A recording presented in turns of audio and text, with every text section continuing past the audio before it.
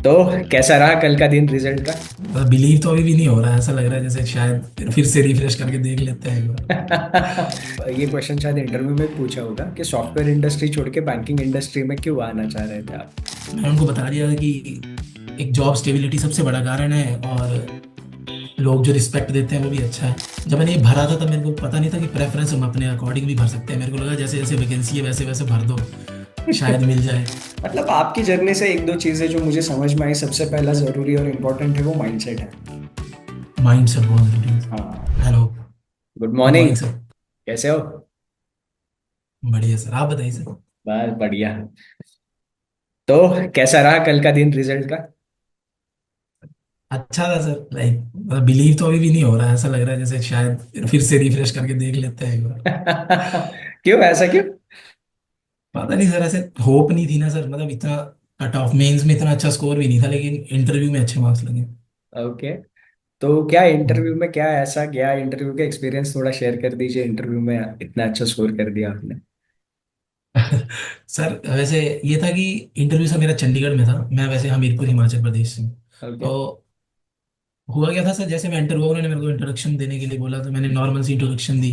Okay. Then उसके बाद उन्होंने मेरे को क्वेश्चन किया कि जैसे मैं सॉफ्टवेयर इंजीनियर काम कर चुका हूँ, हाँ तो हाँ। उन्होंने पूछा कि क्यों छोड़ दिया। हाँ हाँ। एंड मैंने बता दिया कि मेरा ड्रीम था एंड अभी एज भी थी तो मैं ट्राई कर सकता था। घर वालों ने बोला कि करो ट्राई।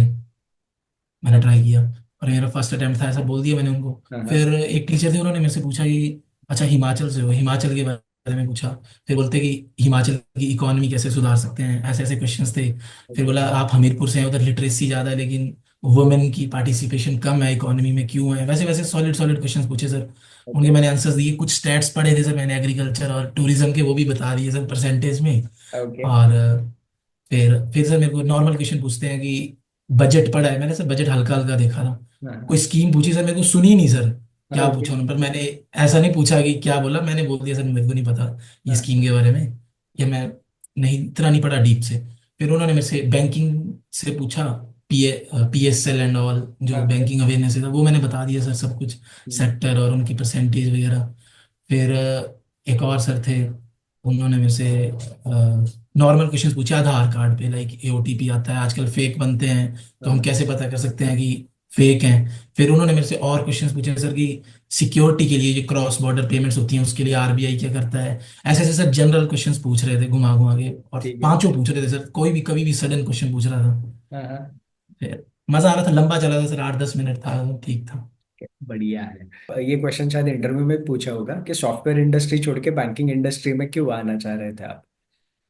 हाँ सर पूछा था सर, मैंने उनको सॉलिड सा जवाब दिया था कि लाइक ये एक तो डायरेक्ट जो इकॉनमी और गवर्नमेंट है उस, और जो सोसाइटी है, हाँ उधर जो लोग हैं उनसे बिल्कुल लो लेवल पे जो कोई इंडस्ट्री काम करती है वो बैंकिंग है। हाँ। और मेरा ऐसा पर्सनली ये था कि बैंकिंग सेक्टर देखने में ऐसा लगता है उसमें सोशल रिस्पेक्ट मिल जाती है जॉब में, हाँ। और अच्छी अपॉर्चुनिटीज हैं, पैसा है, सब कुछ है। फिर मैंने उनको बता दिया था कि एक जॉब स्टेबिलिटी सबसे बड़ा कारण है, और लोग जो रिस्पेक्ट देते हैं वो भी अच्छा है। फिर बहुत कुछ बताया था वैसे तो मैंने उस टाइम सर उनको। उस टाइम थोड़ा तैयार भी करे थे सर ऐसे ऐसे आंसर्स। ओके, बढ़िया है। तो आप अपने जर्नी के बारे में अगर एक लाइन में जर्नी अपनी समराइज करना चाहो, प्रिपरेशन से सिलेक्शन तक, तो वो लाइन क्या हो सकती है? सर एक लाइन हाँ। ऐसा है सर कि अगर कुछ तुम सोच लो अगर करना है तो फिर कुछ भी हो जाए, चाहे जितनी बार भी तुम, लाइक तुम्हें ट्राई करना पड़े, अगर तुम फेल भी होते हो फिर भी ट्राई करो, और एंड में अगर तुमने पूरी तैयारी करी होगी तो वो तुम्हें मिल जाएगा। बढ़िया है। तो ये आप बोला कि मतलब फेलियर आए फिर भी ट्राई करते रहो, तो आपके हाँ। जर्नी में आपको कुछ फेलियर का सामना करना पड़ा? हाँ सर, जैसे सर मैंने फर्स्ट अटेम्प्ट दिया था सर, RRBPO का था first exam okay. Last year. हाँ हाँ। लास्ट ईयर स्टार्ट करी थी सर प्रिपरेशन। हम्म। तो उसमें सर उस टाइम पे ना मेरी स्पीड थी, इतनी एक्यूरेसी थी पर स्पीड नहीं थी। तो मैंने अराउंड 49 मार्क्स आए थे मेरे, और कट ऑफ 58 गया था RRBPO का। ओके। RRB क्लर्क का सर जो 74 कट ऑफ गई थी उसमें मेरे 70 आए थे, एक और फेलियर हो गया सर, प्री नहीं निकल रहा था।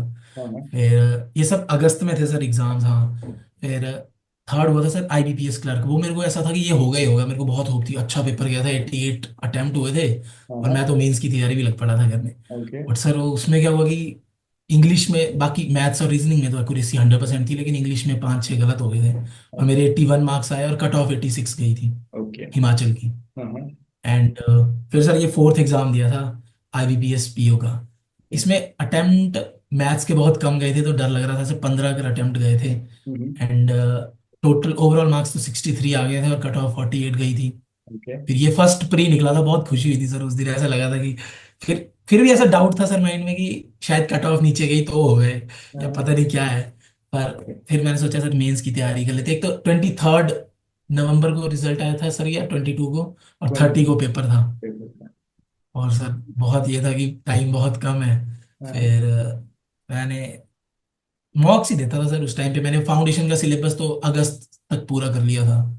रीजनिंग आपसे पढ़ता था सर, मैथ्स सुमित सर से पढ़ा है, और जनरल अवेयरनेस और बैंकिंग अवेयरनेस सुष्मिता मैम से पढ़ता हूँ। बहुत बढ़िया। और फिर सर जब मेंस हुआ सर, तब भी मेरे को ऐसा लगा कि मतलब जो GA था उसमें मेरे को लगा कि कट ऑफ नहीं निकलेगा।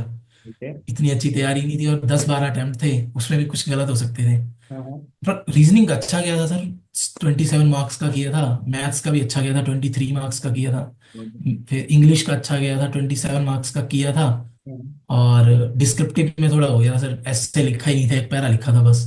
ओके। एंड मेंस हो गया सर, मेरे को ऐसा लगा कि शायद ही होगा।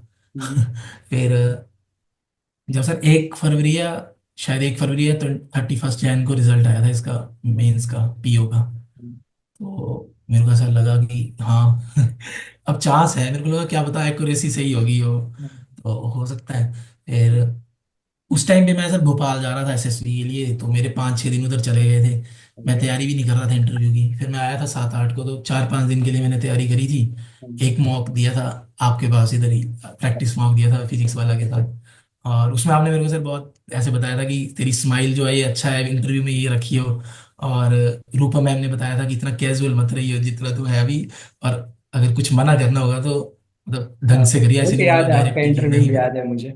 हाँ सर। और फिर मैंने बताया था कि मेरे दो हैं, SOIT ऑफिसर था और PO भी था। हम्म। हाँ। और ऐसा ही है सर, बस ठीक लग रहा है, मतलब हो गया, पता नहीं। बढ़िया है। थोड़ा सा हाँ। सब्जेक्ट वाइज डिस्कशन कर लेते हैं। आपने कहा कि आपने रीजनिंग में मेंस में बहुत अच्छा किया था, 27 शायद अटेम्प्ट है। 27 तो मार्क्स का अटेम्प्ट था। हाँ, तो रीजनिंग आपने कैसे प्रिपेयर किया था प्री और मेंस दोनों के लिए? ऐसा था सर, देखिए पहले तो मैंने फाउंडेशन नॉर्मल पढ़ता था, तब मैं मॉक नहीं देता था सर।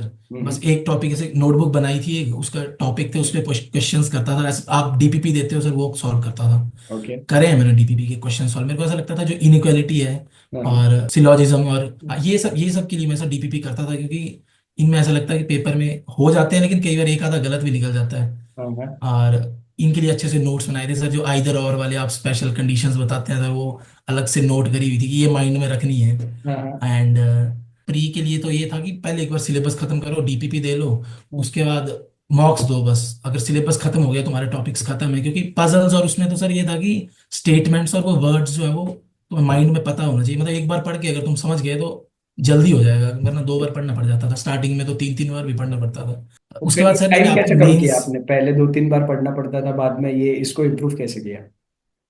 ये तो सर बार बार करके हुआ है प्रैक्टिस। ओके। मतलब जितने ज्यादा सॉल्व करते थे सर, उसके बाद ऐसे आदत पड़ गई थी सर। जैसे कई बार ये क्वेश्चन होता है 7 to the left end 8 to the right, ये हाँ। सब पहले तो 2-3 बार सोचना पड़ता था कि मतलब क्या है इसका। उसके बाद सर ऐसे होता था कि एक बार पढ़ के ही पता चल जाता था कि इसका 8th है और उसका 5th है, तो ये 3rd हो गया। ओके। फिर प्रैक्टिस। और हाँ प्रैक्टिस सर। बढ़िया। और मेंस के लिए सर मैंने आपके पजल्स आप सर करवाते थे, बहुत डिफिकल्ट डिफिकल्ट पजल्स हैं, वो करी हुई हैं। एक आधी आप छोड़ देते थे सर क्लास में कि ये खुद करना, सर वो भी करी थी। तो बढ़िया। मजा आता था सर। टाइम लग जाता था, 10 मिनट भी लग जाते थे स्टार्टिंग में तो, हाँ हाँ। एक एक तो पजल मेंस के। के पजल का बाकी एक्सपीरियंस कैसा रहा, जो हमने डिस्कस किया था और जो एक्चुअल एग्जाम में आया था? लेवल मैच था? हमने अच्छा किया था या हमने किया था उससे अच्छा एग्जाम में आया था? पजल पजल सर मेरे को ऐसा लगता है कि आपके जितना आपने करा था उस लेवल की पजल आई थी, लेकिन मेरे को ऐसा लगता है सर इनपुट आउटपुट जो मेंस में आया था PO के रीजनिंग में, वो बहुत टफ आ गया था। हाँ वो मैंने किया था अटेम्प्ट, लेकिन बहुत टफ आया था, उसमें बहुत टाइम गया था। हाँ हाँ। और वो उसमें सर नंबर्स और लेटर्स का सा बस। बहुत घोलमेल था, और पता नहीं क्या गया था सर, लेकिन किया था मैंने वो अटेम्प्ट। एंड इनपुट आउटपुट भी सर मैंने आपसे प्री से पहले मैंने ये कभी तैयार नहीं किया था। जब आपने मेंस की क्लासेस आपने अलग से करते हैं आप डिवाइड उसमें, तो मैं मेंस के लिए वो क्लासेस मेंस के टाइम ली थी मैंने, इनपुट आउट की फर्स्ट टाइम देखा था कि ऐसा भी क्वेश्चन होता है। हम्म। एंड मेरा फर्स्ट ही अटेम्प्ट था सर, मेरे को ज़्यादा पता भी नहीं था। लास्ट टाइम जब मैंने ये भरा था तब मेरे को पता नहीं था कि प्रेफरेंस हम अपने अकॉर्डिंग भी भर सकते हैं। मेरे को लगा जैसे जैसे वैकेंसी है वैसे वैसे भर दो, शायद मिल जाए। ये हाँ। पता नहीं था सर कि हम्म। कुछ भी हो सकता है, बट ठीक है। सेंट्रल बैंक ऑफ इंडिया भरा था, उसमें वैकेंसी ज़्यादा थी, वही मिला, ठीक है। बढ़िया है। क्वांट का प्रिपरेशन आपने कैसे किया था, प्री और मेंस? मैं ये बोल रहा था सर, प्री के लिए तो मैंने सुमित सर ने जैसे जैसे बताया था कि क्वेश्चंस को अच्छे से रीड करना है। मैथ्स के क्वेश्चन जो लाइक स्टेटमेंट वाले क्वेश्चंस होते हैं उनपे हमें कई बार डेटा नोट करना पड़ता है।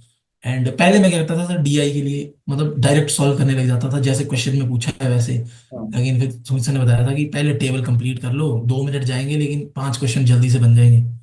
एंड डीआई और ये सब तो प्री के लिए तो फाउंडेशन तैयार कर लो अपनी, हो जाता है। मेंस के लिए ऐसा है कि बहुत ये नहीं आता है, बस वही क्वेश्चन है लेकिन वेरिएबल्स दिए होते हैं, 2 से 3 दे दिए होते हैं और थोड़ा दिमाग ज्यादा घूमता है। लेकिन मेरे को ऐसा लगता है कि मैथ्स मेरा स्ट्रांग है थोड़ा सा, तो मेरे को ऐसा लगता है कि मैथ्स तो मैं कर लूंगा, बाकी पे ध्यान देते हैं। ओके, बढ़िया। मैथ्स अच्छा लगता है। ओके। इंग्लिश के लिए क्या स्ट्रैटेजी रही थी आपकी? इंग्लिश के लिए सर मैं ऐसे रूपा मैम की एडिटोरियल क्लासेस डेली लेता था। मेरे को ऐसा लगता था कि वो क्या सुधारनी पड़ेगी। एंड इंग्लिश के लिए बाकी मैंने एज सच प्रेपरेशन कुछ नहीं करी है सर, लेकिन ये मॉक से जो हो जाए वो ठीक है। लेकिन ये था कि वोकैब से ये था, मॉर्निंग में थोड़े बहुत वर्ड्स पता लग जाते थे उनके, सिनोनिम्स एंटोनिम्स, और कई बार एडिटोरियल वो पैसेज पढ़ने का थोड़ा फ्लो अच्छा लग जाता था कि पैसेज अच्छे से रीड कर लो, जल्दी जल्दी रीड हो जाता था। ओके, मतलब बस रीडिंग ये एंड था। वोकेबलरी पर ध्यान दिया तो इंग्लिश हाँ। मतलब मैक्सिमम कवर हो गया। यस। बहुत। जो स्टूडेंट्स अभी प्रिपेयर कर रहे हैं, अगर वो मिनिमम टाइम में सिलेक्शन लेना चाहता है, मतलब अपना बेस्ट एफर्ट देके सिलेक्शन लेना चाहता है, तो उनके लिए क्या सजेस्ट करें? मिनिमम टाइम तो सर फर्स्ट सबसे पहले उनको सर सोशल मीडिया थोड़ा छोड़ देना चाहिए कुछ टाइम के लिए। और अगर बहुत ही जैसे कुछ होते हैं सर वो कैजुअल ले लेते हैं कि अगर नहीं हुआ तो नेक्स्ट टाइम ले लेंगे, ऐसा नहीं सोचना चाहिए। मेरे को ऐसा लगता है कि हाँ। ऐसा सोच लेना चाहिए कि यही लास्ट अटेम्प्ट है, कर लो इस बार कोशिश जितना कर सकते हो। और अपने माइंड में ये रखना चाहिए कि लाइक कुछ भी हो जाए, अगर तुम प्री नहीं भी निकाल पाते हो तो अभी, क्योंकि बैंक में सर ऐसा कि 6 से 7 चांस एक साल में तुम्हें मिलते हैं। अगर तुम एक दो में प्री नहीं निकाल पाए ना, तो बस वो देखो कि तुमने गलत कहाँ करा था। उसमें तो सर सेक्शनल बता देते हैं कि तुमने इंग्लिश में इतने थे, रीजनिंग में इतने थे, मैथ्स में इतने थे। जो जो सेक्शन वीक है उस पर थोड़ा ध्यान ज्यादा दे सकते हैं, थोड़ा टाइम ज्यादा दे सकते हैं। लेकिन मॉक देना बहुत जरूरी है सर। कोई भी तैयारी कर रहा है, अकेली तैयारी करके डायरेक्ट पेपर देके तो शायद ही कर सकता है। एंड मॉक्स को देने के बाद एनालाइज करना सबसे बड़ा फैक्टर है। ऐसा नहीं कि मॉक्स देते जाओ 20-25 मार्क्स दे रहे हो 10 दिन में, तो कोई फायदा नहीं है। दो ही मॉक, 2 दिन के, एक ही दो प्री के लिए। तो उसको एनालाइज कर लो सर, उसमें पता चल जाता है कि कहाँ गलती हो रही है, कौन सा क्वेश्चन तुमने छोड़ा और क्यों छोड़ा, तो उसके सॉल्यूशन देख के तुम सीख जाते हो। नेक्स्ट टाइम अगर वैसा क्वेश्चन आए तो जल्दी से हो जाएगा। एंड स्पीड बनाने के लिए ऐसा था कि जब मॉक्स दे रहे हैं तो उसमें स्टार्टिंग में तो कम मार्क्स भी आते हैं तो चलता है, मतलब हैप्पी होना चाहिए, देख लेना चाहिए कि जितने क्वेश्चंस किए वो सही हुए। 100% एक्यूरेसी नहीं है, 90 है तो भी ठीक है, 80 पे भी खुश हो रहे हैं स्टार्टिंग में तो। लेकिन फिर धीरे धीरे स्पीड बनानी चाहिए, लाइक मतलब थोड़ी तो स्ट्रेटेजी बनानी चाहिए कि क्या पेपर में वन लाइनर्स पहले अटेम्प्ट करनी चाहिए। जैसे मैथ्स है तो सिंप्लीफिकेशन अगर दिख रहा है तो उसको सबसे पहले खत्म करना चाहिए। कई बार सिंप्लीफिकेशन भी टफ आ जाती है सर, तो उसको रोक देना चाहिए। एंड ये था कि रीजनिंग में वन लाइनर सबसे पहले खत्म करनी चाहिए अगर दिखते हैं। और अगर कोई तुम्हें पजल ऐसा लगता है कि इजी है, बन जाएगी, तो बना लो सर। ऐसा जरूरी नहीं है कि इसको लास्ट में रखे रखो। ओके, बढ़िया है। हाँ, और बाकी सर पॉजिटिव रहना बहुत जरूरी है अगर कोई तैयारी कर रहा है तो। लाइक पेरेंट्स के साथ थोड़ा टाइम स्पेंड करना चाहिए। कई बार बच्चे सर प्रिपरेशन करते हैं तो उनको ऐसा लगता है कि पेरेंट्स को ज्यादा फेस नहीं करते हैं। ऐसा लगता है कि पेरेंट्स सोचेंगे कि तैयारी कर रहा है, एक प्री नहीं निकला, दूसरा नहीं निकला, इसकी तैयारी में भी कमी है शायद। क्योंकि पेरेंट्स तो हर टाइम बैठे नहीं रहते हैं सर साथ, उनको क्या पता कि आप तैयारी कर रहे हैं या ढंग से कर रहे हैं या पूरा टाइम दे पा रहे हैं या नहीं। एंड ये है कि कुछ टाइम के लिए तो सर नींद भी कम करनी पड़ जाती है। मैं कई बार स्टार्टिंग में सर, जब स्टार्टिंग में प्रिपरेशन करता था तो मेरे को सिलेबस खत्म करना होता था, तो मैं 2-2 बजे तक भी क्लासेस लगा लेता था और उनको खत्म करता था, ताकि कि कल का नया टॉपिक स्टार्ट करना है तो पिछली डीपी भी आज ही खत्म कर लो। बस ये था उस टाइम। इवनिंग में भी सो जाते थे 1 आधा घंटा अगर बस। मतलब आपकी जर्नी से एक दो चीजें जो मुझे समझ में आई, सबसे पहला जरूरी और इम्पोर्टेंट है वो माइंडसेट है। माइंड सेट बहुत जरूरी है सर। हाँ, और दूसरा है डिसिप्लिन। जरूरी है। बहुत बढ़िया। तो अभी आप आपके आगे के प्लान क्या है? सर ऐसे एसबीआई क्लर्क का मेंस था, पर पता नहीं अब दूंगा कि नहीं। आपने ऐसे। ओके। एसबीआई एंड भी हो, आरबीआई ग्रेड भी, कुछ टारगेट रखे हो या अभी बैंकिंग में ही आगे करियर को एक्सप्लोर करोगे? बैंकिंग में सोच रहा हूँ सर, करियर एक्सप्लोर कर लेते हैं। अभी आरबीआई ग्रेड बी का मेरे को ज़्यादा पता नहीं है, मैंने पता भी नहीं करा है। हाँ हाँ, लेकिन अभी एसबीआई पीओ का भी रिजल्ट आएगा, अगर निकलता है फिर तो मेंस दूंगा, अटेम्प्ट करूँ। बढ़िया है। बैंकिंग में बहुत हम्म। अच्छे करियर के आगे ऑप्शंस है। जैप कैप के थ्रू भी आप बहुत अच्छे से करियर एक्सेल कर सकते हैं। और हाँ जी सर। बैंकिंग में भी मतलब आपको अगर पढ़ाई में और ज्यादा इंटरेस्ट है, इकोनॉमिक्स फाइनेंस में, तो बैंकिंग इन आपकी बैंक आपकी पढ़ाई स्पॉन्सर करती है एक टाइम पर। तो आप अब्रॉड जाके भी अपना एजुकेशन आगे कंटिन्यू करके बैंक के लिए आगे सर्व कर सकते हो। तो बहुत ज्यादा अपॉर्चुनिटीज है। जब आप बैंक के अंदर ओ, घुसोगे तो आप इसको एक्सप्लोर कर सकते हो। करिए। अच्छा, बैंक आपको सर आगे पढ़ाते भी हैं? हाँ हाँ हाँ, बिल्कुल। अगर आपका इंटरेस्ट है तो अच्छे खासे हाँ। कोर्सेज जो आप करना चाहते हो तो बैंक उसको स्पॉन्सर भी करता है। तो यस ये जब आप यस। अंदर जाओगे ट्रेनिंग वगैरह चलते रहेगा, आपको बहुत सारी चीजें पता चलेगी। एंजॉय करिए मस्त जर्नी को। एंड आई होप जल्दी से एसबीआई पीओ का भी आप गुड न्यूज शेयर कर दो। यस।